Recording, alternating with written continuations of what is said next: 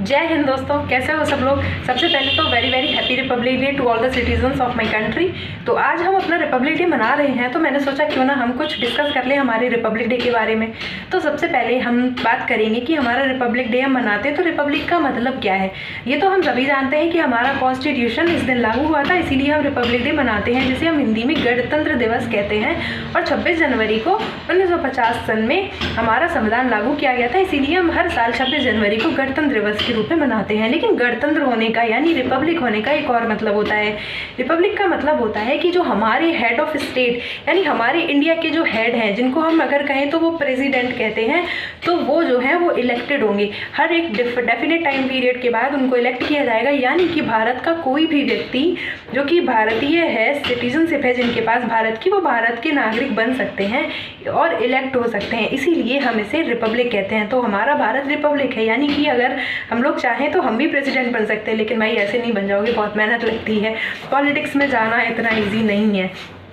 तो ये तो हो गई हमारी रिपब्लिक का मतलब, और एक नॉर्मल रीजन हम सभी जानते हैं।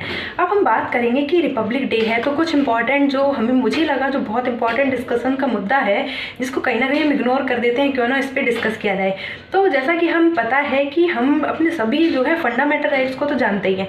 फंडामेंटल राइट क्या होते हैं या मौलिक अधिकार क्या होते हैं, कितने अधिकार हैं और क्या क्या हैं, हम सभी लोग ऑलमोस्ट जानते हैं। इवन जानना भी चाहिए, क्योंकि अगर आपको अपने राइट्स पता नहीं होंगे तो कोई भी आपके राइट्स वायलेट करके चला जाएगा एंड आप लाइक ओ नो क्या हो गया। तो ये चीज़ों से बचना है तो अपने राइट्स के बारे में जानना ज़रूरी है। इवन हमें अपने कॉन्स्टिट्यूशन के बारे में अवेयर होना बहुत ज़रूरी है।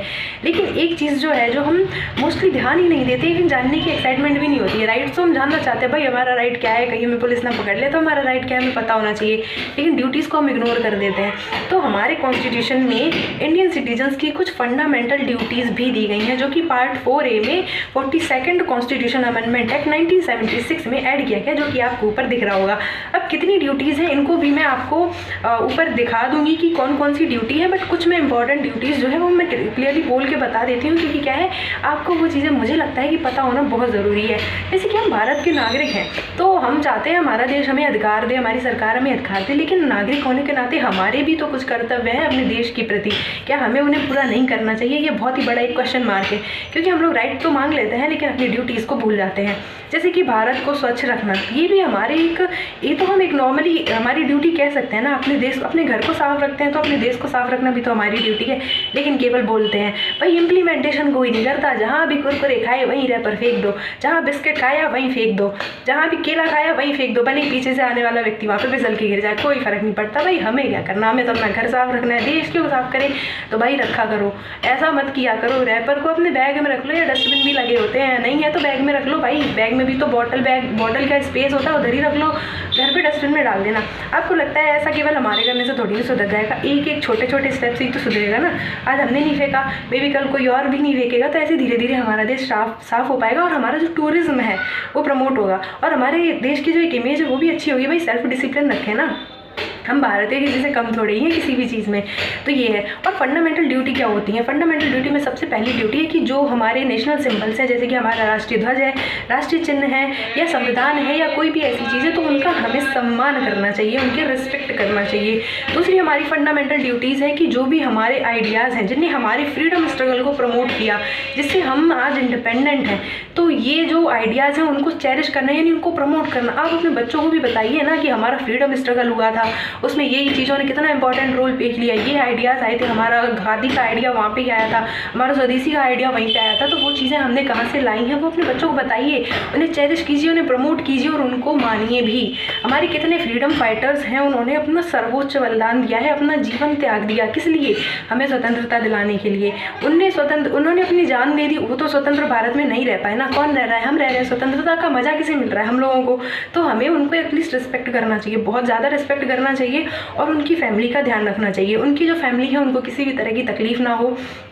जैसे कि करंट में हम देखें तो फ्रीडम फाइटर्स जो हमारे थे उनकी तो 1-2 जनरेशन्स गुजर चुकी हैं, लेकिन जो हमारे सोल्जर्स हैं जो अपना सर्वोच्च बलिदान देते हैं, जो इतने टफ टेरेन में या मतलब माइनस में टेम्परेचर होता है वहाँ पे रह रहे हैं हमारी सुरक्षा के लिए, तो उनका भी सम्मान कीजिए, उनकी फैमिली का ध्यान रखिए। अगर कोई भी ऐसी फैमिली है जिन्होंने सर्वोच्च बलिदान दिया, उनका परिवार है, तो उनका ध्यान रखिए, उनका सम्मान कीजिए, उनकी मदद कीजिए, ताकि उन्हें किसी भी तरह की तकलीफ ना हो। क्योंकि उन्होंने जो दिया है वो हम उसको बैलेंस नहीं कर सकते, कितना भी पैसा दे दो, कुछ भी कर लो, बैलेंस नहीं नहीं कर सकते हैं, लेकिन एटलीस्ट उनको एक कमी महसूस ना हो वो तो हम कर ही सकते हैं। तो ये तो मुझे लगता है दी मस्ट थिंग है, हमें करना ही चाहिए।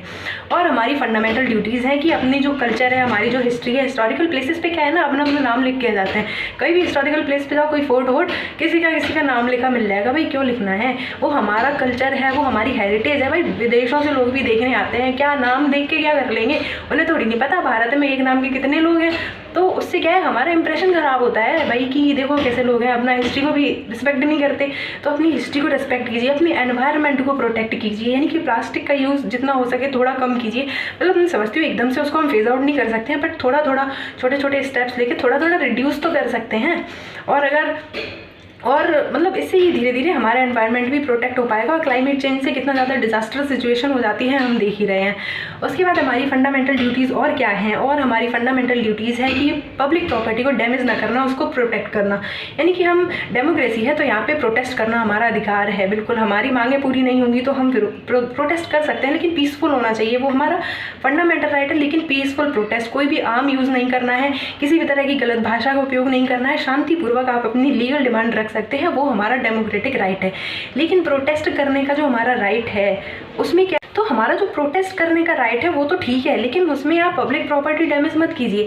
कोई भी पब्लिक प्रॉपर्टी है या हमारे नेशन की प्रॉपर्टी है उसको डैमेज नहीं करना चाहिए, ये हमारी ये फंडामेंटल ड्यूटी है। जैसे कि हम देखते हैं कहीं भी कुछ भी होता है तो बस जला दी, कार जला दी, कोई गवर्नमेंट ऑफिस को लूट लिया, तो ये चीज़ें नहीं होनी चाहिए, क्योंकि ये हमारी ड्यूटी है कि हम अपने देश की चीज़ों की सुरक्षा करें। ठीक है, और क्या है ड्यूटी, और हमारी ड्यूटी ये भी है कि वीमेंस को रिस्पेक्ट करना चाहिए। भाई करना चाहिए, वीमेंस हैं, एल्डरली पीपल यानी सीनियर सिटीजन्स हैं, उनकी आप मदद कर सकते हो तो कीजिए। भाई उनको कोई तकलीफ है, आप खड़े खड़े देख रहे हो, that's not a good manner ना। तो हमारी ड्यूटी भी है, हमारे कॉन्स्टिट्यूशन में लिखा है कि हमें सीनियर सिटीजन्स और वीमेंस को रिस्पेक्ट करना चाहिए, उनकी हेल्प करनी चाहिए वेयर एवर पॉसिबल। ठीक है, हमारी फंडामेंटल ड्यूटी है साइंटिफिक टेम्परामेंट को प्रमोट करना। साइंटिफिक टेम्परामेंट क्या होता है, साइंटिफिक टेम्परामेंट का मतलब होता है कि आपको कोई चीज़ पता चली, आप उसको किसी ऐसे ही कोई भी रीज़न दे दिया उसको मत मानिए। ठीक है, आप उसको रिसर्च कीजिए, आप उसका साइंटिफिक रीज़न क्या है, रेशनल बनिए, क्वेश्चन कीजिए कि अगर ऐसा हो रहा है तो क्यों हो रहा है, कैसे हो रहा है, क्योंकि ये क्वेश्चनिंग से ही हमारी पूरी फिजिक्स केमिस्ट्री बनी हुई है। ठीक है, तो क्वेश्चन करना सीखिए और साइंटिफिक टेम्परामेंट डेवलप करना है। अपने बच्चों को भी समझाइए कि कोई भी चीज़ ऐसे ही किसी ने बोल दी नहीं मानी है, आप उसको रिसर्च करो, अपने लेवल पे रिसर्च करो, समझो कि हाँ ये चीज़ है।